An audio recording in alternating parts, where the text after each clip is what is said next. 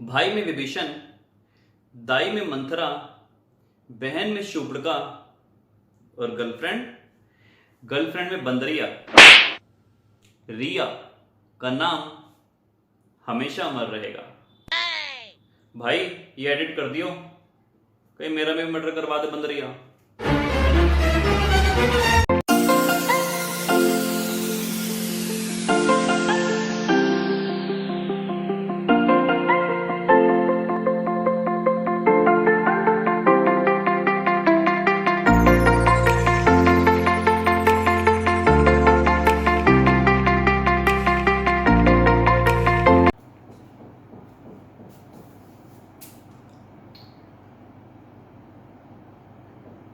अरे कई भावनाओं को भी तो समझ जाया करो, हर बार बोलना जरूरी है। चलो फिर से, गुड मॉर्निंग इंडिया, केम छो बच्चों, मजा मा। Welcome back to your beautiful से channel with your handsome and dashing teacher, जिसका नाम है फिजिक्स बाय राहुल बंसल। करते हैं आज से चैप्टर नंबर 4 का शुभारंभ, जो है आपका मोशन इन अ प्लेन। आजकल तो हिचकियां भी ऐसी आ रही हैं जैसे दुनिया भर के लोग हमें ही याद कर रहे हैं। मोशन इन अ प्लेन, बच्चों आप लोगों ने अभी तक सीखा था पार्टिकल मूव करेगा केवल नाक की सीधी दिशा में, लेकिन अब हम सीखने जा रहे हैं कि पार्टिकल मूव करेगा एक प्लेन में। पार्टिकल मूव करेगा एक प्लेन में। तो देखिए, पहले हम डिस्कस करते हैं क्या होता है एक प्लेन। तो बच्चों जैसे कि आप देख रहे हो, ये है एक्स एक्सिस, ये है वाई एक्सिस और यहां पर होगी जेड एक्सिस।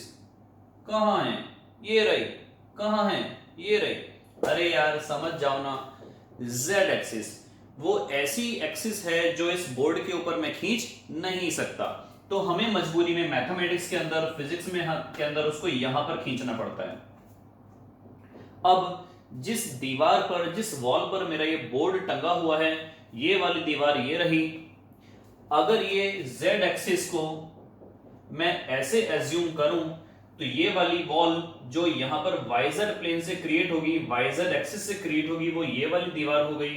और नीचे वाली x और z से जो क्रिएट होगी वो ये, या तो जमीन मान लो या फिर रूफ मान लो।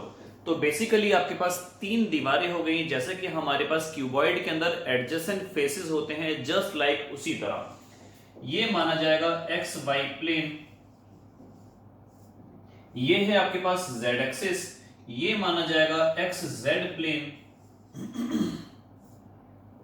और बच्चों ये है आपके पास वाई जेड प्लेन। तो ये बेसिकली आपके पास 3 प्लेन है और चैप्टर नंबर 5 होगा मोशन इन अ स्पेस। तो ये हमारे पास कुछ चैप्टर्स हैं, तो हम स्टार्ट कर रहे हैं आज मोशन इन अ प्लेन। तो बच्चों मोशन इन अ प्लेन का मतलब हो गया हमारे कोई 2 कोऑर्डिनेट चेंज होंगे, एक्स और वाई, एक्स और जेड, या फिर वाई और जेड। हमारे पास इस तरीके से कोई से 2 कोऑर्डिनेट चेंज होने वाले हैं। तो बात करते हैं पहले हम किस चीज की, पहले बात करते हैं इस चैप्टर से हम इंट्रोड्यूस करने वाले हैं वेक्टर्स। तो बात करते हैं पहले क्या होती है स्केलर क्वांटिटी और क्या होती हैं वेक्टर्स क्वांटिटी। तो चलिए हम यहां पर स्टार्ट करते हैं पहले डेफिनेशन स्केलर्स की, स्केलर्स, और उसके बाद स्टार्ट करेंगे डेफिनेशन किसकी, वेक्टर्स की। बच्चों स्केलर्स का मतलब होता है दोज फिजिकल क्वांटिटीज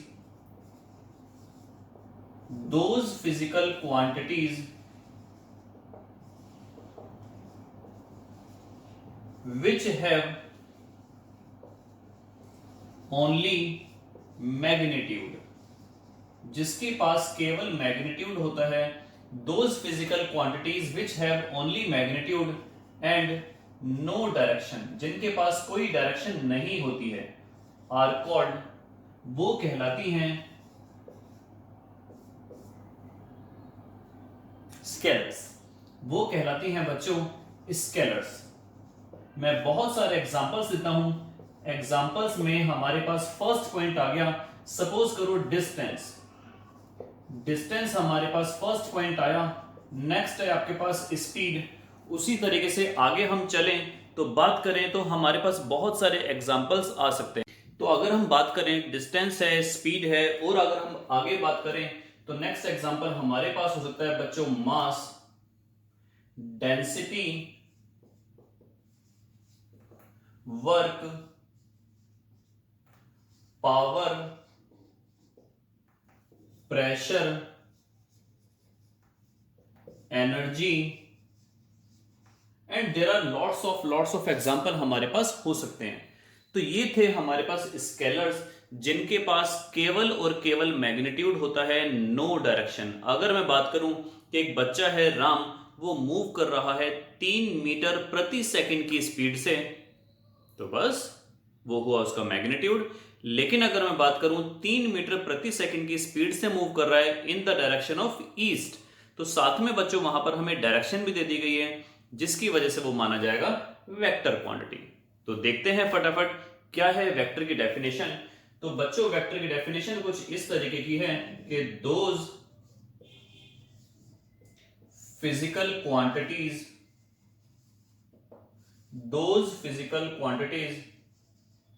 which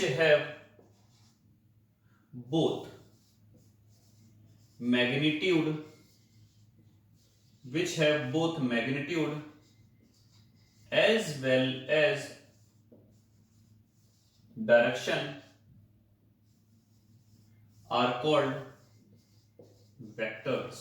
वो कहलाते हैं बच्चों आपके पास वेक्टर्स। और एग्जाम्पल है बच्चों हमारे पास फोर्स, वेलोसिटी,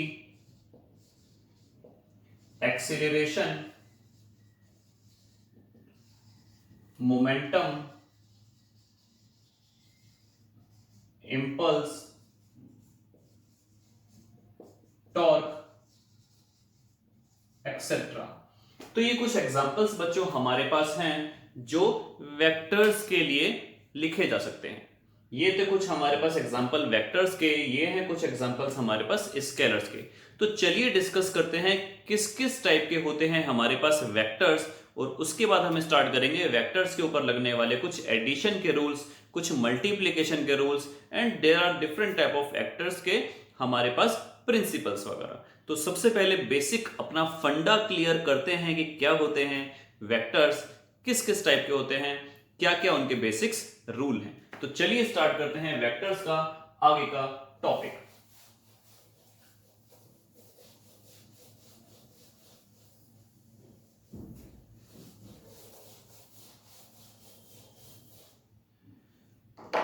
तो बच्चों सबसे पहले हम देखते हैं वेक्टर्स के अंदर एक वर्ड हम बोलते हैं, नाम है उसका इक्वल वेक्टर्स। बड़ा सिंपल सा नाम है इक्वल वेक्टर्स। वो vectors, those vectors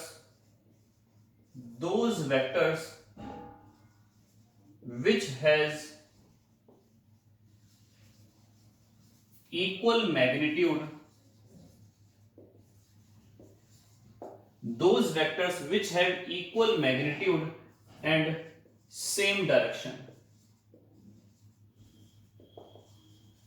those vectors which have equal magnitude and same direction, वो वाले सारे वेक्टर्स जिनका मैग्नीट्यूड बच्चों सेम होता है, जिनकी डायरेक्शन सेम होती है, वो कहलाते हैं इक्वल वेक्टर्स। क्योंकि आपको मैंने बताया वेक्टर्स के अंदर क्या खास बात है, दो चीजें हैं, मैग्नीट्यूड एंड डायरेक्शन, दोनों चीजें सेम होनी चाहिए। एग्जांपल के तौर पर अगर मैं बोलूं ये एक वेक्टर है 3 न्यूटन का और ये एक वेक्टर है 4 न्यूटन का, तो दोनों की डायरेक्शन जरूर सेम है लेकिन दोनों का मैग्नीट्यूड अलग अलग है।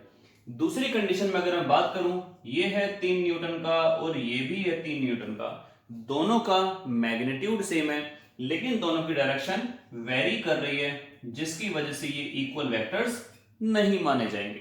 इक्वल वेक्टर्स वो होते हैं जिनकी डायरेक्शन भी सेम हो और जिनका मैग्नीट्यूड भी सेम हो।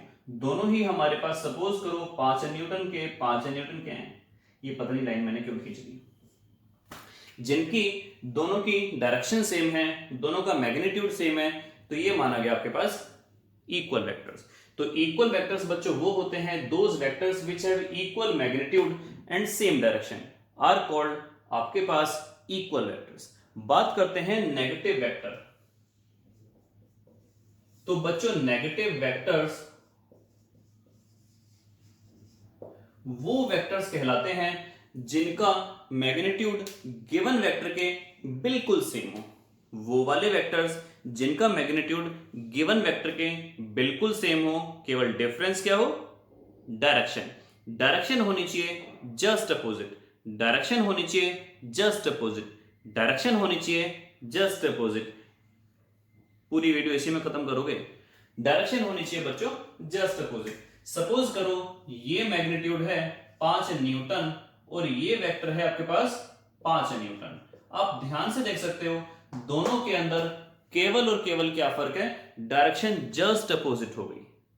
तो अगर मैं इसको बोलूं वेक्टर ए, तो इसको हम बोल सकते हैं वेक्टर माइनस ए। केवल माइनस किस चीज को शो करेगा, डायरेक्शन को। केवल माइनस किस चीज को शो करेगा, डायरेक्शन को बच्चों। तो वेक्टर ए का मतलब हो गया 5 न्यूटन और माइनस ए का मतलब हो गया -5 न्यूटन या 5 newton but in opposite direction. तो those vectors are said to be negative vectors. Definition लिखते हैं यहां पर हम, those vectors are said to be negative vectors of a given vector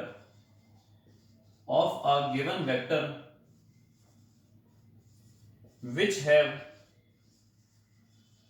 equal magnitude but just opposite direction to that of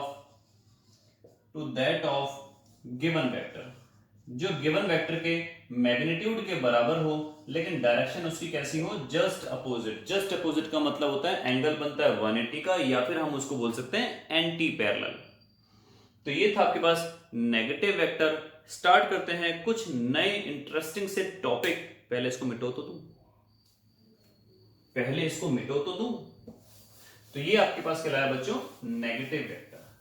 चलते हैं आगे की तरफ, देखते हैं पीछे की तरफ। मजा नहीं आया बच्चों। अगर आपके पास एक वेक्टर दे दिया, सपोज करो इस डायरेक्शन में 5 न्यूटन, अगर इस वेक्टर को हम मल्टीप्लाई कर दें 2 से, तो यहां पर हम पढ़ने जा रहे हैं किसी भी वेक्टर को अगर हम किसी एक स्केलर नंबर से मल्टीप्लाई करें तो क्या होगा। तो अगर मैं इसको 2 से मल्टीप्लाई कर दूं तो केवल इतना फर्क होगा, ये आपके पास 10 न्यूटन का बन जाएगा, लेकिन डायरेक्शन चेंज होने वाली इसकी नहीं है। डायरेक्शन केवल कब चेंज होगी, अगर मैंने इसको -2 से मल्टीप्लाई करा तो ये आपके पास बन गया 10 न्यूटन का। इसका मतलब क्या हुआ, डायरेक्शन इसकी हो गई बच्चों अपोजिट।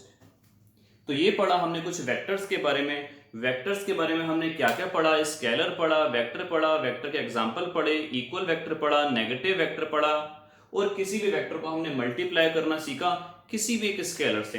अगर हम उसको पॉजिटिव नंबर से मल्टीप्लाई करेंगे तो इसका मतलब क्या हुआ, उसका मैग्नीट्यूड इंक्रीज कर जाएगा। और अगर किसी नेगेटिव नंबर से मल्टीप्लाई करेंगे तो क्या होगा, पॉसिबिलिटी है मैग्नीट्यूड तो उसका इंक्रीज हो लेकिन डायरेक्शन उसकी डेफिनेटली रिवर्स हो जाएगी। अब हम देखते हैं यहां पर बच्चों कि वेक्टर्स के अंदर हम जो सीखने जा रहे हैं कि मोशन इन अ प्लेन, उनको किस तरीके से रिप्रेजेंट करते हैं। तो सबसे पहले देखो बच्चों, आपको मैं बता दूं कि वेक्टर को रिप्रेजेंट करने का तरीका होता है कि किसी भी सिंबल के ऊपर एरो लगा देना। अगर इसकी डायरेक्शन इस तरफ है तो एरो ऐसे लगेगा, और अगर इसकी डायरेक्शन इस तरफ है तो एरो ऐसे लगेगा। ये बिल्कुल गलत बात है, बिल्कुल गलत बात है। डायरेक्शन इसकी अगर ऐसे है तो भी एरो ऐसे ही लगेगा। डायरेक्शन केवल उसकी रिवर्स है, लेकिन हम एरो अपने राइट हैंड साइड की तरफ ही लगाते हैं। तो ये रिप्रेजेंट करने का तरीका हो गया किसी भी वेक्टर को, किसी भी वेक्टर को। बात करते हैं बच्चों यहां पर हम एक और नए टॉपिक की, यूनिट वेक्टर की। यूनिट वेक्टर, ये यूनिट वेक्टर क्या होता है बच्चों, यूनिट का मतलब मैथमेटिक्स के अंदर होता है 1। यूनिट का मतलब मैथमेटिक्स के अंदर होता है बच्चों 1। तो यूनिट वेक्टर का मतलब हुआ एक ऐसा वेक्टर जिसकी मैग्नीट्यूड 1 हो, जिसका मैग्नीट्यूड 1 हो। तो हम यहां पर डेफिनेशन लिखते हैं यूनिट वेक्टर का मतलब that vector which has magnitude, which has unit magnitude लिखते हैं, विच हैज यूनिट मैग्नीट्यूड और magnitude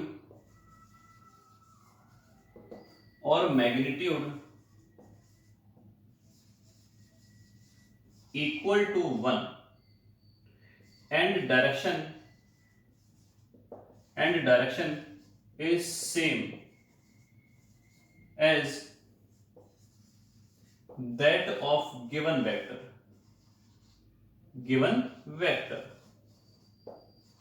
is called unit vector. इसको हम क्या बोलते हैं बच्चों? Unit vector. और हमेशा आप ध्यान रखना, यूनिट वेक्टर को नॉर्मली हम जो वेक्टर होता है उसको एरो से दिखाते हैं, लेकिन यूनिट को हम दिखाते हैं उसके ऊपर टोपी चढ़ा देते हैं। आजकल दुनिया टोपी पहनाती है, तो हमने भी थोड़ा सा फिजिक्स में टोपी पहनाना सीख लिया। तो इस तरीके से हम टोपी पहना देते हैं यूनिट वेक्टर को। और इसका बच्चों जो वैल्यू होती है, मैग्नीट्यूड होता है, मैग्नीट्यूड के लिए हम ऐसे दो डंडे लगा देते हैं, इनको हम बोलते हैं मैग्नीट्यूड या फिर मॉडुलस। बात करेंगे मैग्नीट्यूड और मॉडुलस की नेक्स्ट टॉपिक के अंदर। तो फिलहाल आपको मैं इतना बता रहा हूं, वो वेक्टर यूनिट वेक्टर कहलाता है जिसकी वैल्यू कितनी होती है 1, लेकिन डायरेक्शन उसकी चेंज नहीं होनी चाहिए अपने मेन वेक्टर या अपने पिताजी। ये पिताजी कहां से आ गए? अगर मैं बात करूं एक वेक्टर की, तो इस वेक्टर में दो चीजें शामिल होती हैं बच्चों। एक होता है इसका मैग्नीट्यूड और एक होती है इसकी डायरेक्शन। तो ये जो डायरेक्शन आपको मिली, ये है आपके पास यूनिट वेक्टर। ये है इसका मैग्नीट्यूड, ये है इसका मैग्नीट्यूड और ये है इसका यूनिट वेक्टर। एनसीईआरटी की अगर मैं बात करूं, तो एनसीईआरटी जो वेक्टर्स को शो करती है वो ऐसे बोल्ड करके शो करती है। अब चित्रकारी तो आप एग्जाम में करने वाले हो नहीं, इसीलिए हम वेक्टर्स को हम शो करते हैं ऐसे।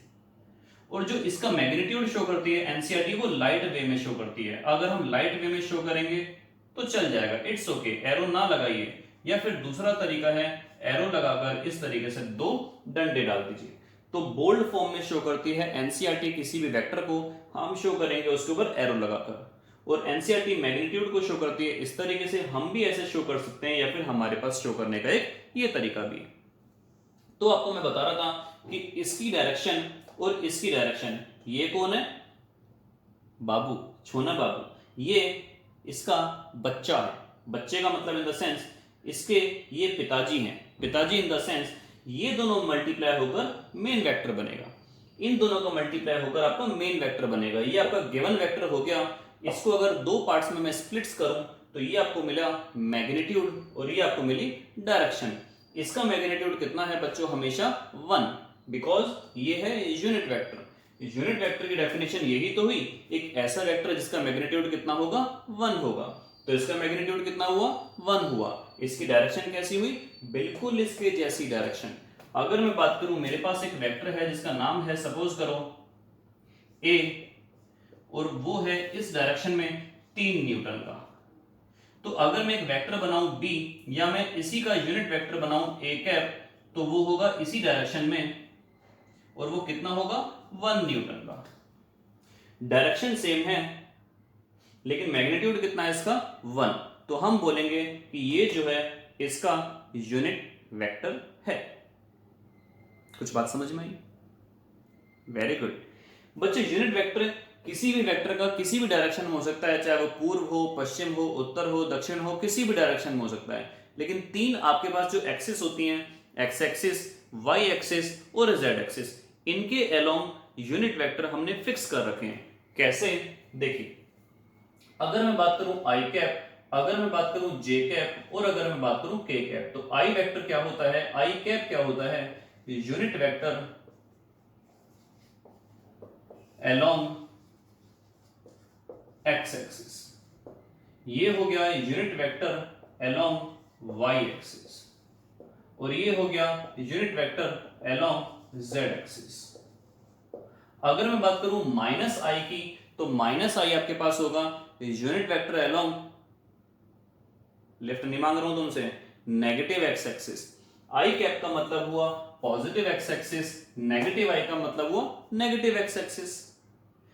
पॉजिटिव जे का मतलब हुआ पॉजिटिव वाई एक्सिस, नेगेटिव जे का मतलब हुआ नेगेटिव वाई एक्सिस। तीसरा नहीं बताऊंगा, समझ जाए।